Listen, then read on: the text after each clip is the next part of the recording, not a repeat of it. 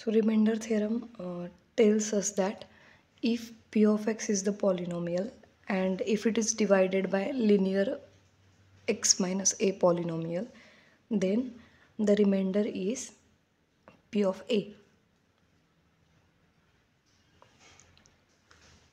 म्हणजे जेव्हा P of x ही कुठलीही जनरल पॉलिनॉमियल असेल तर त्या पॉलिनॉमियलला जर आपण कुठल्याही लिनियर फॅक्टरने डिवाइड केलं एक्स मायनस एने, where a is any real number, तर तुम्हाला रिमाइंडर काय मिळते, तर पी ऑफ ए रिमाइंडर मिळते.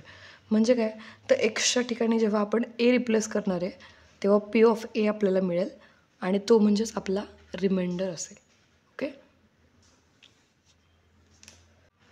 ओके. सो जसं नंबर्सला आपण डिवाईड करतो अगदी तसंच करायचं आहे. इथं एक्स स्क्वेअर ही पहिली टर्म आहे. सो एक्स स्क्वेअरला डिवायझरच्या पहिल्या टर्मने तुम्हाला डिवाईड करायचं आहे. म्हणजे एक्स स्क्वेअर डिवायडेड बाय डिवायझरची पहिली टर्म आहे x. So result is x. म्हणजे तुमचा पहिला क्वेश्चनचा पहिला पार्ट काय येणार, क्वेश्चनचा पहिला पार्ट असणार आहे एक्स इट्स. ठीक आहे.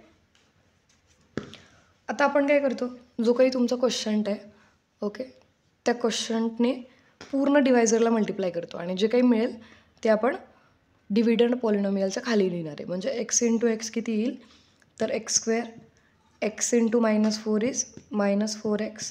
ठीक आहे. हे सबट्रॅक्ट करायचं आहे फ्रॉम द डिव्हिडंड. मग आता काय होईल, हे दोघं विथ 2 टर्म्स आहेत म्हणजे हा मायनस दोघांना अप्लाय होईल आणि त्यामुळे दोघांचे साईन्स बदलतील. हा प्लस होता आता मायनस होईल, हा मायनस आहे आता प्लस होईल, मायनस मायनस प्लस होईल. ठीक आहे. So x square minus x square is 0 होऊन जाईल.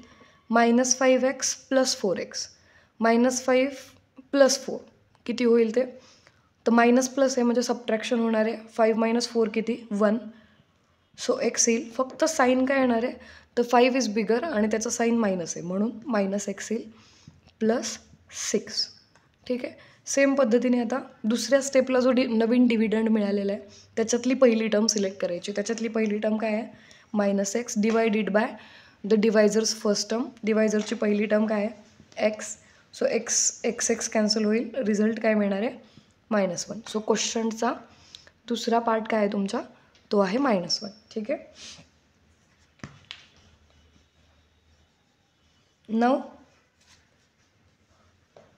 क्वेश्चनच्या दुसऱ्या पार्टने पूर्ण डिवायझरला मल्टिप्लाय करायचं आणि ते दुसऱ्या स्टेपमध्ये लिहायचं. सो -1 इंटू एक्स किती मिळेल, -x, -1 इंटू -4 मिळेल +4. ठीक आहे. परत आपण सबट्रॅक्शन करतो. सो रिझल्ट काय येणार आहे, रिझल्ट काय येणार आहे, मायनस मायनस प्लस होऊन जाईल, minus plus again it is minus. आपण हे सायन्स का बदलतो आहे, कारण आपण सबट्रॅक्ट करतो आहे 2 वेगवेगळ्या टर्म्सला. सो ते जेव्हा आपण ते मायनस दोघांना देतो पर्टिक्युलरली तेव्हा त्यांचे जे ऑलरेडी सायन्स आहेत ते चेंज होतात. ओके. सो -x + x 0 होऊन जाईल, +6 - 4 +2 होऊन जाईल. So the remainder is +2. Okay. Hence remainder is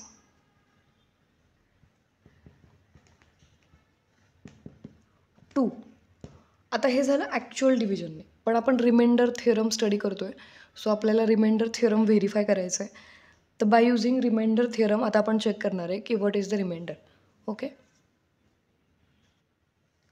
आता रिमाइंडर थिअरममध्ये काय सांगितलं आहे, तर पी ऑफ एक्स जर पॉलिनॉमियल असेल, p of x is equal to x² - 5x + 6 ही आपली पॉलिनॉमियल आहे आणि आपला डिवायझर आहे x - 4 and divisor is x - 4. तर तुम्हाला काय करायचं आहे, तर त्या डिवायझरला कम्पेअर करायचं आहे. Compare x - 4 with x - a. Okay. मग तुम्हाला एची व्हॅल्यू मिळेल, x - 4 x - a. सो एची व्हॅल्यू काय झाली, hence a is equal to 4. ठीक आहे. असं लक्षात येत नसेल तर you can equate both of them. दोघांना इक्वल केलं की x कॅन्सल होतो, मायनस कॅन्सल होतो आणि एची व्हॅल्यू 4 मिळते. तर एची व्हॅल्यू 4 मिळाली तर रिमाइंडर थिअरम काय सांगतो, जेव्हा पी ऑफ एक्सला आपण x - a ने डिवाईड करतो तेव्हा रिमाइंडर काय असते, तर पी ऑफ ए. मग आपल्याला इथं काय करावं लागेल, p of 4. Okay. So p of a is equal to p of 4 is equal to, फक्त काय करायचं आहे तर एक्सच्या ठिकाणी आपल्याला 4 टाकायचं, जिथं जिथं एक्स आहे तिथं 4 टाकायचं आहे. सो कसं होईल, 4² -5 × 4 + 6. ठीक आहे.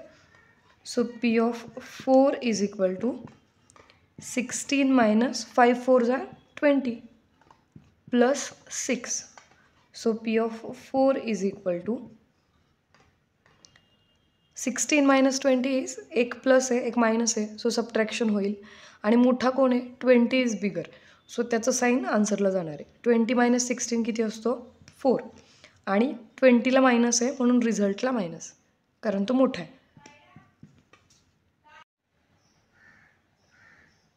So p of 4 is equal to -4 + 6 is equal to 2. Hence remainder theorem verified.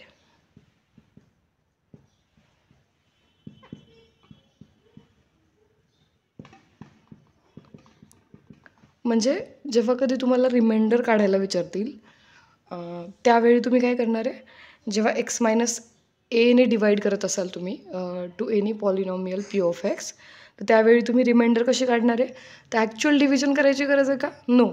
तर काय करायचं आहे, जो कोणी तुमचा फॅक्टर आहे x - a, त्या फॅक्टरमधला a सेपरेट आउट करायचं आहे आणि replace x/a in the given dividend polynomial, आणि तुम्हाला काय मिळेल तर रिमाइंडर मिळेल. ओके.